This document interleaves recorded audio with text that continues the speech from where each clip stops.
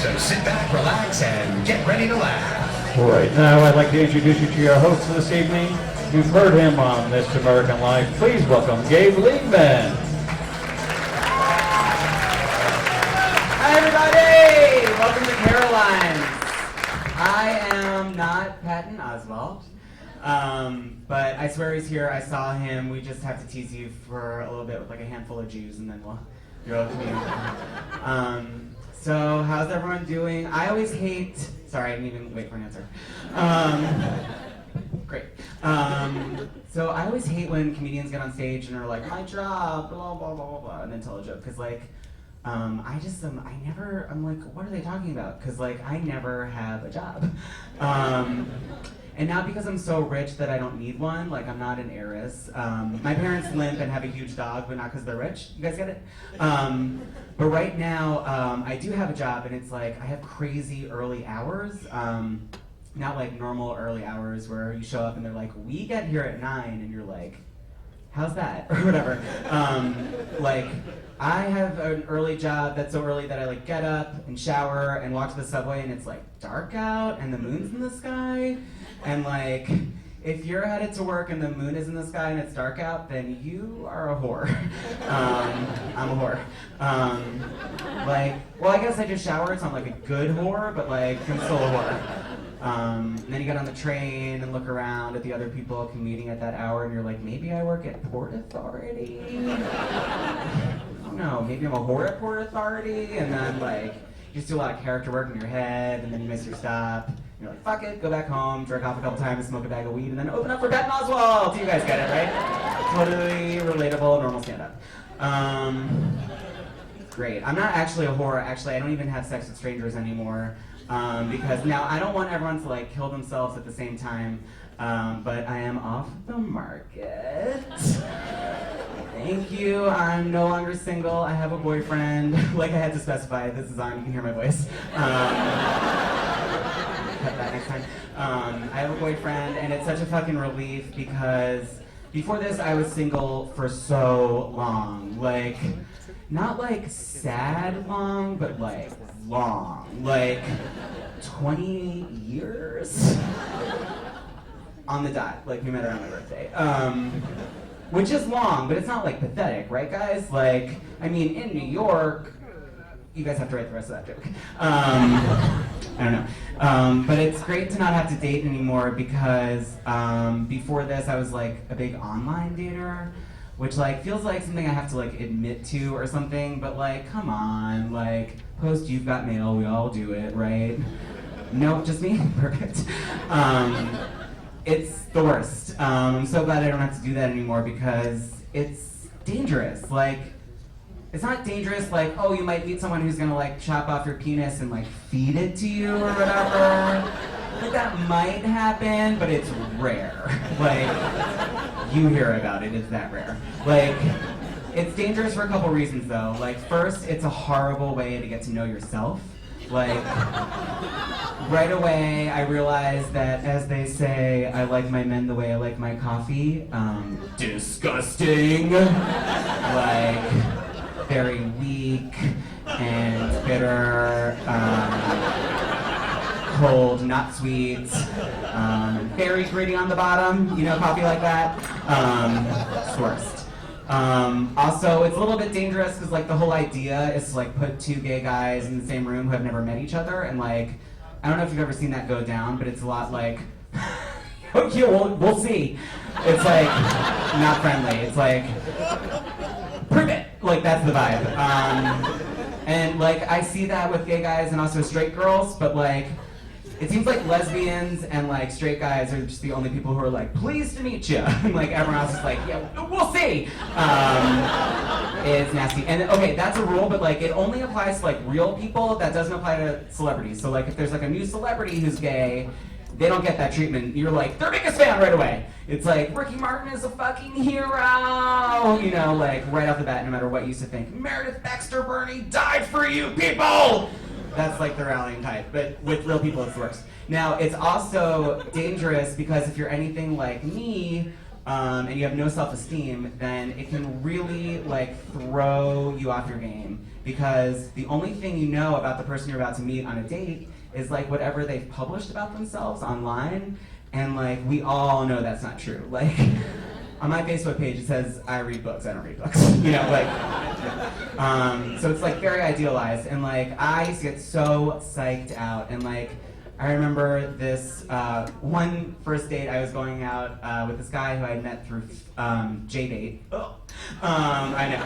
And I was like getting ready for the date and like trying to look all great. And I was like, I better brush up on his profile so I seem like, you know, smart. That's like the worst sentence that anyone has ever said on the stage. I gotta brush up on his profile. But I did, and I like pulled it up on the browser and was reading it over, and I just got so psyched out all of a sudden. I was like, oh my god, this guy only likes 4 movies and they're like the best movies. Like, he's gonna think I'm so stupid when I bring up 13 going on 30.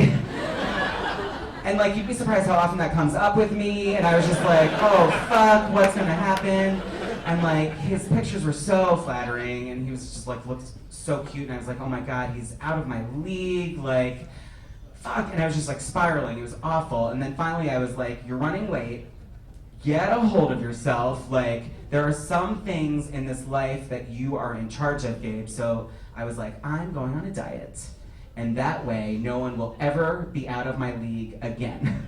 So I like marched out the door all confident on my new diet, and I was like on my way, and then I was like, oh my god, like, I'm gonna meet him in a second, like I better order like so healthy at dinner so I'm like skinny by the end, you know?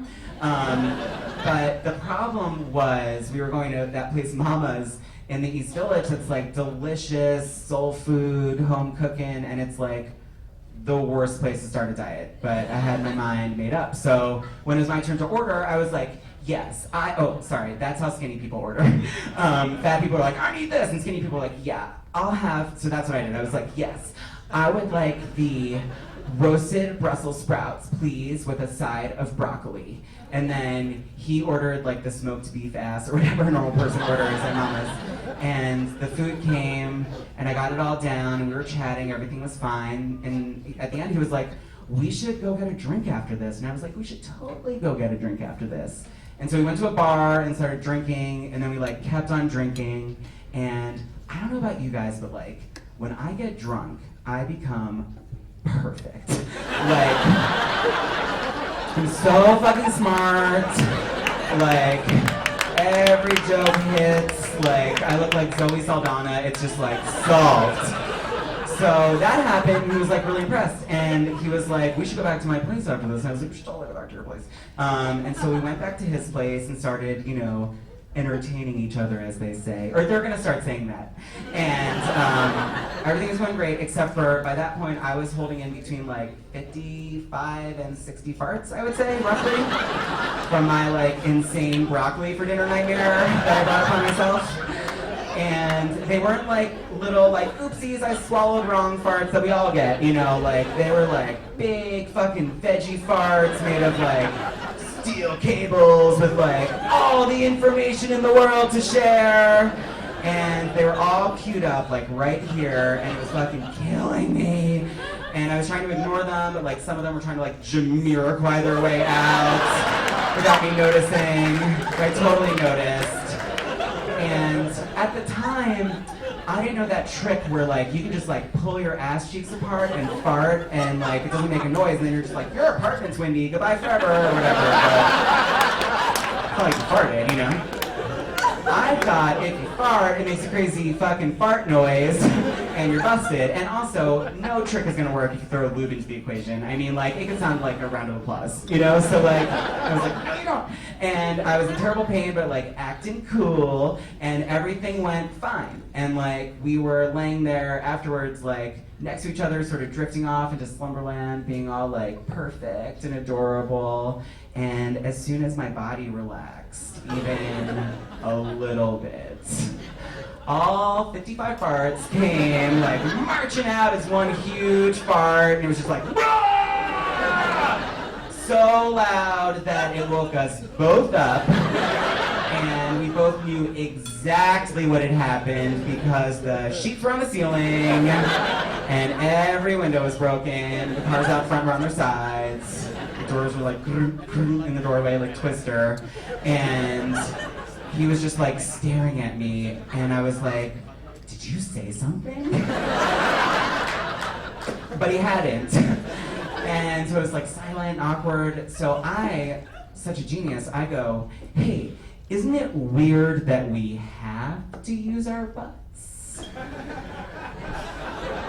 Right? And he did not answer. And then he continued not answering every night since.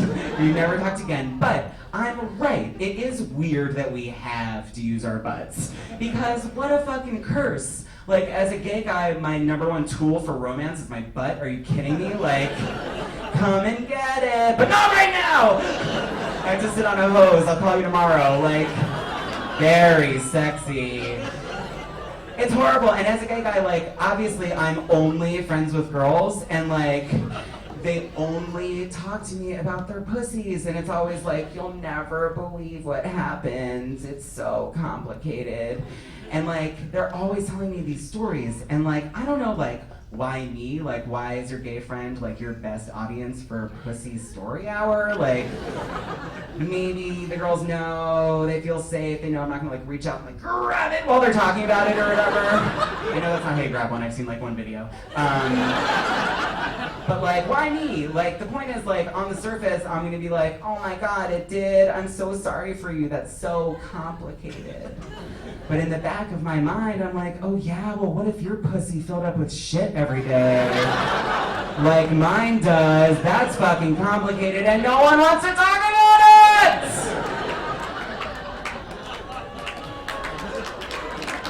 Thank you. Well, thank you very much. Wow, people either like that joke or they don't like it.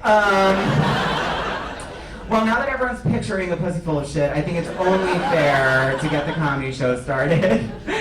This next comedian, you've seen him on Curb Your Enthusiasm, a bunch of movies, 40-Year-Old Virgin, Step Brother, Knocked Up, Step Brothers, sorry. Everyone give it up for Wayne Fetterman.